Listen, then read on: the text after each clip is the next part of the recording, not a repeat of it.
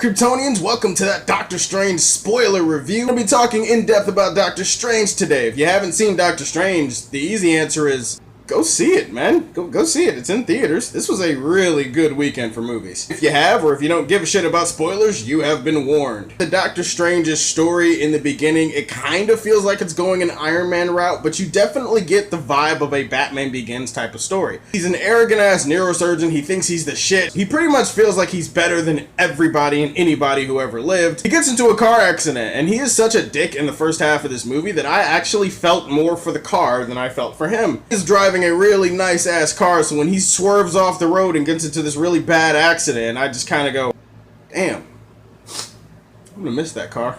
She was taken too soon from us.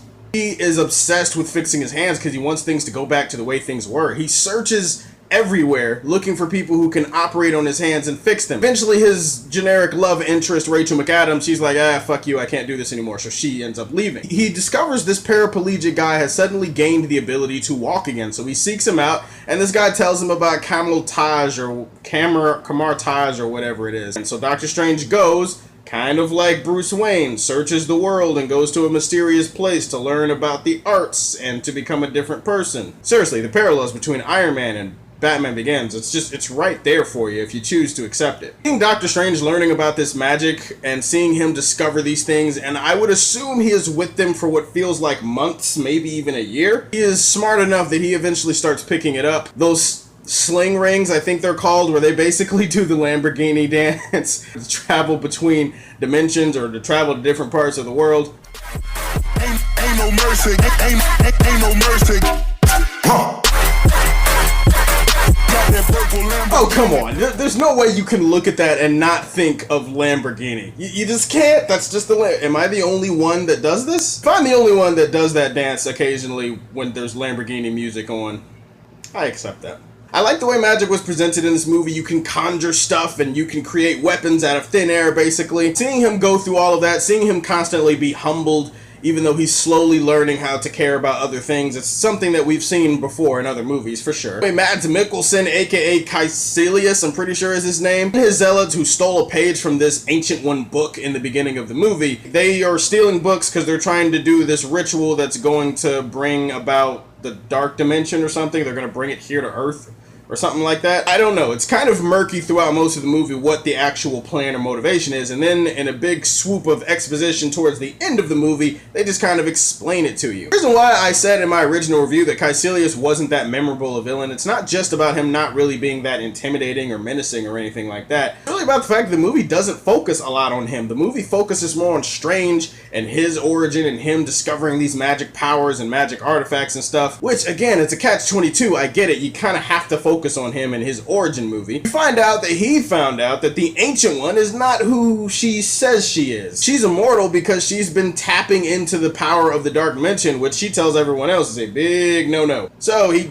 decides to go hook up with a darker, more powerful person, and he wants to bring that person to Earth, so he steals pages from her book that somehow are going to summon Dormammu. Again, I didn't write this thing. I'm just telling you how it is. Dormammu is such a big fixture of this movie. He gets referenced over and over and over and over again. When the final battle happens and they're fighting Caecilius, Doctor Strange is using the Eye of Agamotto to like turn back time and reverse the damage, but he and Caecilius are still fighting in the middle of it, and I thought, oh, that's really cool. The whole time I was kind of like, okay, when are we going to get to the varsity? When are we going to get to the big cheese? Caecilius just feels like the number 2 guy. He just feels like he's inevitably going to be swept aside for something bigger, and as a result, it was hard for me to get really that invested in him as a villain. The whole time at the end, I'm just kind of like, yeah, okay, but you're sloppy seconds, so where's the main course? Where's the main meal? I do kind of like the ending with Dormammu, where basically Doctor Strange, using the cloak of levitation, is able to fly into the dark dimension. He uses the Eye of Agamotto to manipulate time and trap him and Dormammu in a time loop. I thought that was pretty cool. It's a different way to end a movie than a cliched battle versus good and evil. He basically turns this bitch into Edge of Tomorrow with magic in a different dimension. He pretty much is in an endless time loop, so every time Dormammu kills him, the time loop starts over again. It starts to drive Dormammu crazy, and to be honest, who wouldn't it drive crazy at that point? Dormammu agrees to leave Earth alone as long as Doctor Strange releases him from the time loop or whatever. I think that shows his genius, it shows his mastery of magic, even though he's still learning. And I thought it was a really cool way to end the movie. Is it a little dumb?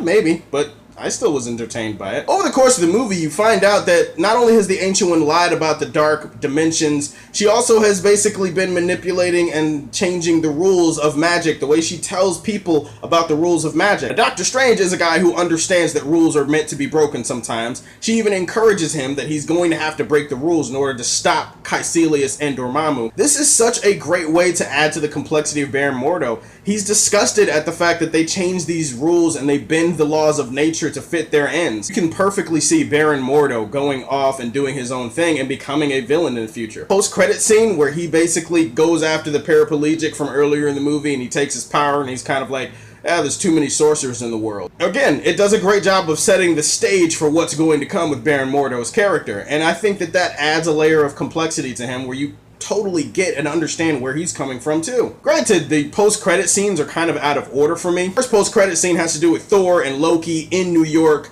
looking for Doctor Strange, and they're trying to look for their father. Strange agrees to help him because he wants them out of New York as quickly as possible. You kind of feel like the Baron Mordo post-credit scene should have come immediately after the movie because it connects more with the actual movie, and this was more of a setup for Thor Ragnarok. Although it's nice to know that Doctor Strange is going to make a cameo in Thor. That's pretty cool. The Inception-style Matrix fight when they're running through the city and Caecilius is like bending matter and reality to try to get at them. They're trying to escape to another dimension and he keeps turning buildings on their head and bending sidewalks to lift up in the air. My other favorite action scene is the scene where Doctor Strange is in the New York sanctum and he is attacked by the Zealots, so he has to kind of hold them off until the Ancient One and Mordo arrive. I thought that scene was pretty cool too. I heard a couple of Easter eggs in this movie, like the War Machine reference early in the movie where they're talking about a wounded vet who has a chip in his spine that allows him to walk or some shit. We see a clear glimpse of Avengers Tower. That was pretty cool. We also find out that the Eye of Agamotto that Doctor Strange has been using for most of the movie, hey, it turns out it's an Infinity Stone. I think it's the Time Gem. So now all of the Infinity Stones should be accounted for. That was pretty shocking to hear. Guys, in the end, I did like Doctor Strange. It didn't blow me away. I wasn't like mesmerized by it or anything. It's not like I was, feeling the magic. But I did enjoy this movie quite a bit, and I think it's a very enjoyable addition to the MCU. I liked it a lot. That is my spoiler review of Doctor Strange. Let me know what you thought about it. What were some of your favorite moments of Doctor Strange. Thank you guys so much for tuning in. And as always, if you like what you see, tell me how you feel, and stay tuned to hear more from the Man of Steel. Peace. You think you know how the world works? You think that this material universe is all there is? But what if I told you the reality you know is one of many? The Avengers protect the world from physical dangers. We safeguard it against more mystical threats.